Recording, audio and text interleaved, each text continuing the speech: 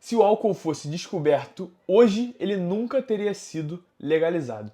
Meu nome é Thiago Estima, esse aqui é meu canal que eu falo um pouco sobre longevidade, ciência e hábitos para uma vida com mais propósito, saúde e desempenho. Então vamos lá para o vídeo de hoje para falar um pouco sobre o álcool. Para a gente se contextualizar um pouco sobre a história do álcool, o álcool é uma substância que foi descoberta há pelo menos 10 mil anos no início da civilização humana. Então, logo depois que a gente começou, nós seres humanos começamos a plantar nossos alimentos, a gente descobriu que as coisas fermentadas poderiam produzir uma substância que deixava a gente mais alegre, mais ativo, mais conversante, mais desinibido. A gente evoluiu com essa substância, mas só porque a gente evoluiu com ela não significa que ela seja saudável para nós seres humanos. Lembrando que o canal aqui a gente se baseia na ciência e nos artigos científicos, no que a gente tem de literatura. Então, se você é aquela pessoa cética que acredita naqueles papos bizarros, por favor, deixa o like, mas depois morde suas costas, tá? A história do álcool começou basicamente assim. Por volta de 1980, teve um estudo chamado Framingham, que estudava o desfecho da saúde do coração nos pacientes em uma cidade em Massachusetts. E esse estudo tinha aproximadamente 15 mil pessoas. Então eles acompanharam essas pessoas e viam o que elas faziam, o que elas comiam, como elas tinham doenças, como elas morriam. E nesse estudo a gente conseguiu constatar que o álcool, ele tomado em pequenas doses, era protetor contra doenças cardiovasculares, e principalmente o vinho. Então aí já começou aquele burburinho de que talvez o vinho poderia ser benéfico para a saúde humana. Seguindo um pouco a linha do tempo, por volta dos anos 2000, um estudo que saiu numa revista inglesa conseguiu comprovar que doses de 3 a 4 taças por dia seriam benéficas para a saúde do coração. E isso nada mais foi do que um gatilho para a indústria do álcool investir em um marketing pesado e incentivar o consumo, porque ele, a princípio, seria muito bom para a saúde do nosso coração. Mas aí, por volta de 2010, alguns médicos, pesquisadores começaram a perceber que os estudos talvez estivessem um pouco enviesados, ou seja, estivessem vendo sobre uma ótica incorreta. Isso porque o álcool piorava a qualidade do sono, o álcool causava danos hepáticos, então não era possível que uma substância tóxica que necessitava de metabolização intensa e alterava o sensório humano não fizesse nenhum malefício para a saúde. E até essa época o gráfico que a gente tinha era esse aqui que eu vou botar aqui na tela. A gente tem um gráfico que ali na parte horizontal tem o total de drinks que a pessoa toma por dia, enquanto que na vertical tem o risco da pessoa morrer, tá? Então o que a gente consegue observar aqui? A gente observa que o 1,0 significa que a pessoa não tem um risco aumentado nem um risco diminuído, ali na linha vertical.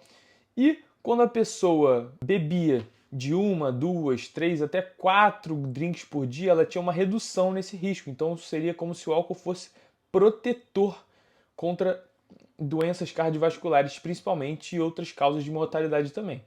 E apenas quando ela passava ali essa linha horizontal que está ali no 1.0, que a pessoa aumentava o risco, que seria ali 1.1, 1.2, 1.3, isso seria 20, 30, 40% de aumento do risco de morrer. Então, até essa época, a gente tinha uma crença de que o álcool era protetor em pequenas doses, só que isso era uma irrealidade, era só um achado epidemiológico, um achado da ciência, porque a gente não conseguiu eliminar os fatores confundidores.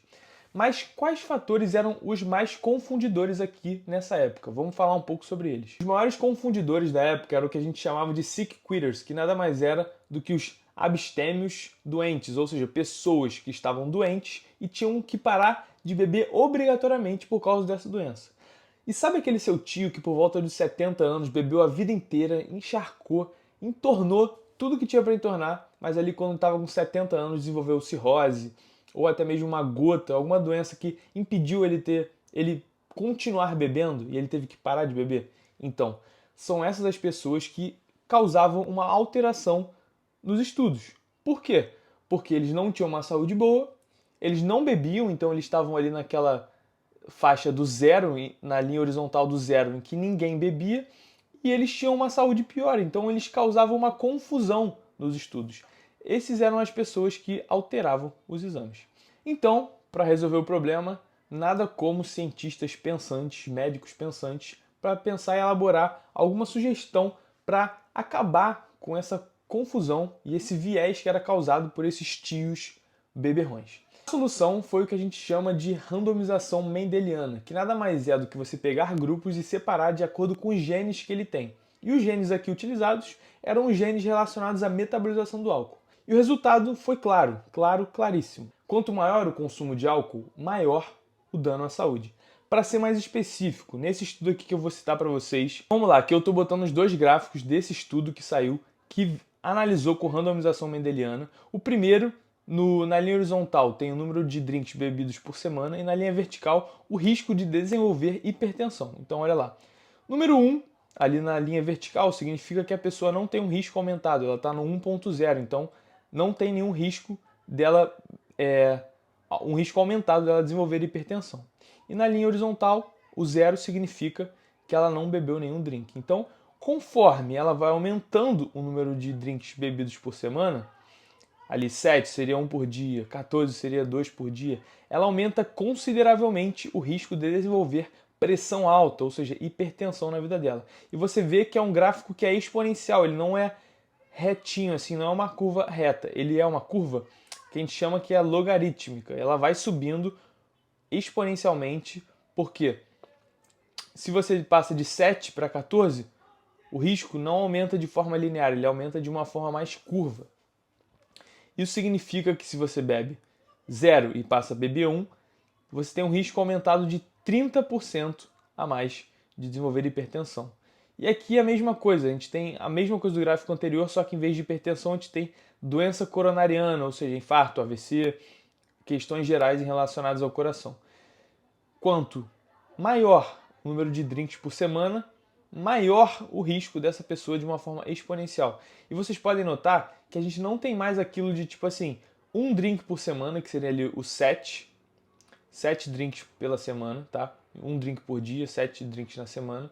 A gente não tem mais aquele valor protetivo que seria abaixo do 1, que seria o 0,9, 0,8, que ficaria embaixo desse 1 no gráfico da vertical. Então, não é mais uma curva em J, e sim uma curva ascendente para cima, que não entra em nenhum momento como protetora para a saúde cardiovascular. Isso é um grande aviso para as pessoas. Álcool não é sinônimo de saúde, mesmo em pequenas doses. Isso foi o que ele conseguiu demonstrar. Só para vocês recapitularem bem, então, se você bebe 2 drinks por dia e passa a beber 3 por dia, você tem 2,6 vezes mais chance de ter pressão alta e 2 vezes mais chance de ter doença coronariana. Tá? Isso é um fator absurdo.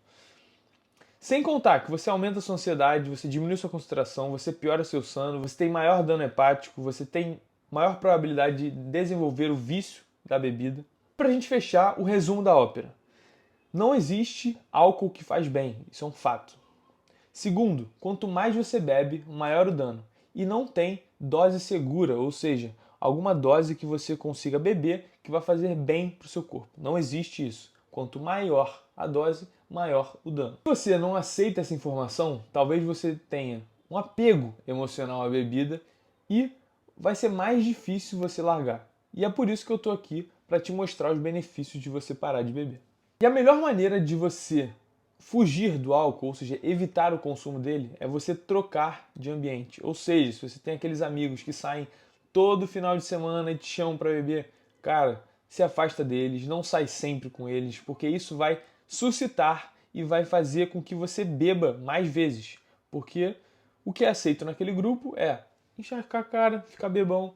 E caso você pare de beber, eles vão falar, cara, tá ficando chato, pô, para de ser aquele cara chato, só quer saber da tua saúde, pô, para de fazer isso. Quando na real você está querendo se cuidar, às vezes aumentar a sua produtividade no trabalho, aumentar a sua saúde como um todo, pensar mais na sua longevidade.